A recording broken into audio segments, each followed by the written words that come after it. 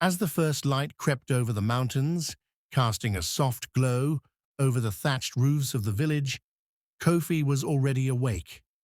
The rooster's crow was still fresh in the air, and the morning mist clung to the ground like a delicate veil. Kofi was a farmer, and in his small village, nestled by the edge of an expansive savanna, he was known for his tireless dedication to the land. Kofi's father and his father's father had all tilled this same soil, passing down not just their knowledge, but their reverence for the earth itself. He rose each morning before the sun, a habit so deeply ingrained that even his bones seemed to echo the rhythm of the early hours. Today was a special day.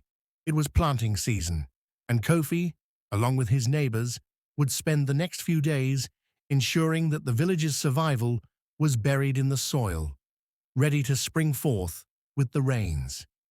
Kofi strapped on his woven sandals and picked up his worn hoe, its handle smoothed from years of work. As he walked out of his mud and wattle hut, he took a moment to greet his wife, Amma, who was stirring a pot of porridge over an open fire. Their two young children, Adu and Afi, were still fast asleep on mats inside, oblivious to the day's demands. He crossed the dirt path that led to his plot of land, where the red soil was still cool from the night. Birds chirped in the bushes, and the sound of goats bleating in nearby pens added to the morning symphony. Kofi breathed deeply, filling his lungs with the fresh, earthy scent of the fields. With each swing of his hoe, Kofi dug small furrows, working slowly and methodically. The sun began its climb, painting the sky in shades of pink and orange before settling into its familiar blue. His mind wandered as he worked, thinking about the crop he'd chosen this year, maize. It was a hardy crop, well suited to the fickle rains that visited them each season. But the risks were always there. If the rains didn't come, if the pests arrived, or if the soil itself was tired, then all his labor might amount to nothing. Yet, farming was a life of faith as much as work. Kofi believed in his land, in the way the seasons followed each other, and in the community that would come together no matter the yield. He remembered the stories his father used to tell him, tales of seasons long past and the village's resilience through famine, flood, and even war. Those stories, passed down like heirlooms, gave him strength, reminding him that he was part of something far larger than himself. Around mid-morning, Kofi straightened up to stretch his back and took a sip from the calabash, filled with water that Amma had given him. He squinted down the road, seeing a few fellow farmers already working on their own plots. They waved to each other, exchanging a sense of camaraderie and understanding. No words were needed. They all knew the toil, the hope, and the gamble they embraced every year. Amma arrived with Adu and Afi in tow, carrying a small bundle wrapped in a cloth. She had brought him roasted yams and groundnut paste for his breakfast. The children ran ahead, laughing and tumbling over each other in the grass, chasing after butterflies and exploring the edges of their father's field. As they shared the meal, Amma and Kofi spoke in low voices, discussing their hopes for the season. Amma was hopeful. She had seen the signs, she said, a certain type of bird nesting near their home, the color of the sky at dusk. These were subtle signs, perhaps, but in their world, nature often spoke if one knew how to listen. By noon, the sun was high and hot, and the air thick with humidity. Kofi paused to wipe his brow, his muscles aching from the constant digging. But with each patch of soil turned, he felt a satisfaction that was difficult to describe.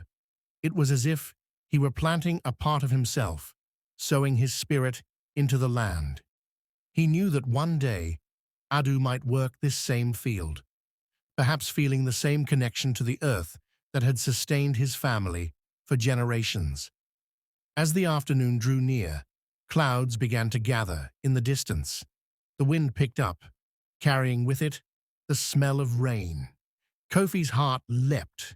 Rain was a blessing, the life-giving force that could turn his furrows into green waves of maize. He quickened his pace, knowing that he had to finish the planting before the rain came. When the first drops began to fall, Kofi didn't seek shelter. Instead, he raised his face to the sky, feeling the cool water on his skin. Amma and the children had already started back toward the village, but he lingered, letting the rain soak into the soil, his clothes, his very bones. This was what he lived for. This moment when earth and sky met, when his hopes merged with nature's promise. Finally, as the rain intensified, he gathered his tools and began to make his way home.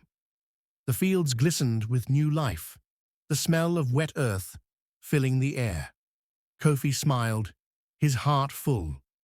Tomorrow he would return, and the day after that, until the first green shoots peeked out of the soil, marking the beginning of a new season. Back at home, he found Amma and the children, watching the rain from their doorstep. He joined them, pulling Adu and Afi into his lap, and they sat together, listening to the soothing patter of rain.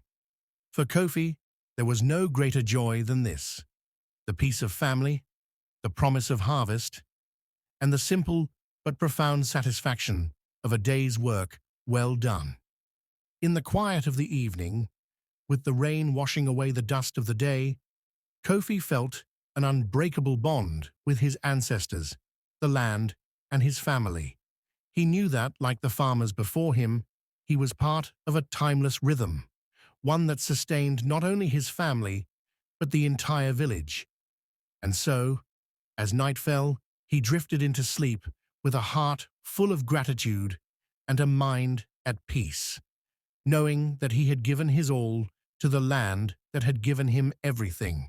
Hope you enjoyed the story. Please comment and subscribe for more, and don't forget to turn on your notification.